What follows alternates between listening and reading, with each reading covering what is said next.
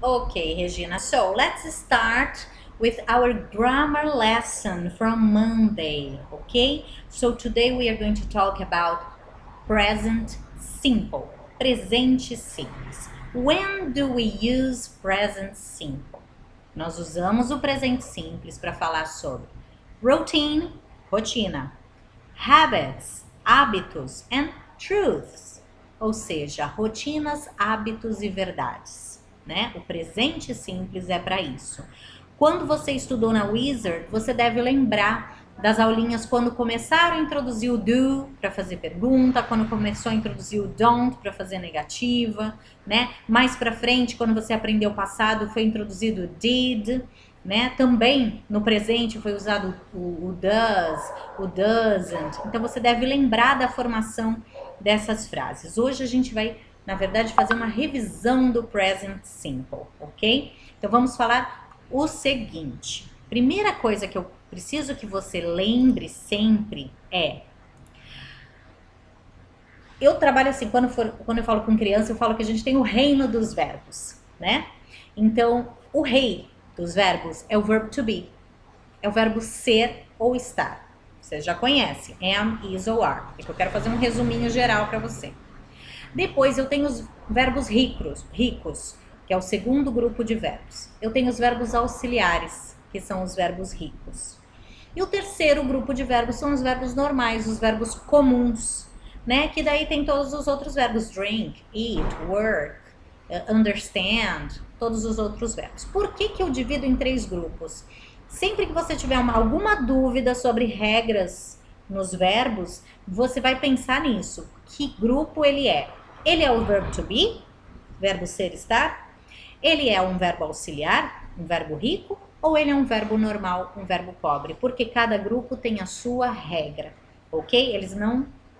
As regras deles não se misturam. Então hoje, today, we are going to talk about verb to be and common verbs. Vamos trabalhar com o verbo to be e os verbos comuns, ok? Para você dar uma aquecida, né? Um warm-up. Vamos só relembrar uma coisa. Verb to be, ele tem a regrinha dele. Primeiro, ele tem 3 variações. Am, is, are. Afirmativa. Negative, você vai acrescentar a palavrinha not. Am not, isn't, aren't. Para fazer a negativa da frase, usando o verbo to be.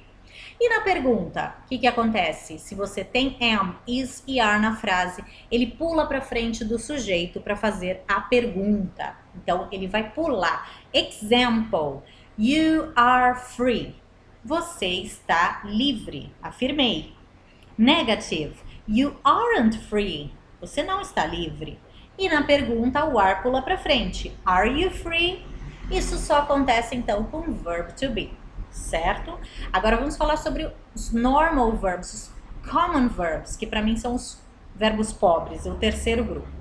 Nenhum deles pode acrescentar not, nenhum deles pode pular para frente. Aí que surge aquilo que você já conhece, que é o do e o does, para fazer a pergunta, e o don't e o doesn't para fazer a negativa. Então vamos trabalhar, por exemplo, com o verbo drink, que é o verbo beber. You drink beer every day. Você bebe cerveja todo dia. Ok, quero fazer negativa. Não posso acrescentar not. Quem vai lá? O don't. You don't drink beer every day. Ok? E na pergunta, do you drink beer every day? Esse do, ele é um auxiliar. Ele ajuda o verbo drink a fazer negativa e a fazer pergunta. Ah, você lembra também do does e do doesn't. Por quê? Quando a gente trabalha com he, she, it, a gente trabalha com does na pergunta e com doesn't na negativa. E na afirmativa, o que acontece? Ele vem com S, lembra disso? Então, ó, you drink, você bebe. Se for ele, he drinks, na afirmativa. Na pergunta, ó, na negativa, you don't drink. E o he, se for com he doesn't drink. Ok? E na pergunta, do you drink? E se for com he, does he drink? Ok? Na verdade eu falo e se for com he, mas pode ser he, she, it, né? A gente sabe que é a terceira pessoa do singular.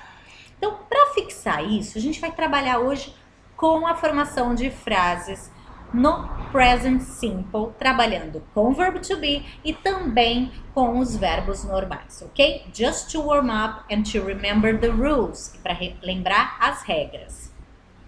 All this week, we will work with present simple, okay? So, follow the instructions and have a good class. Bye-bye!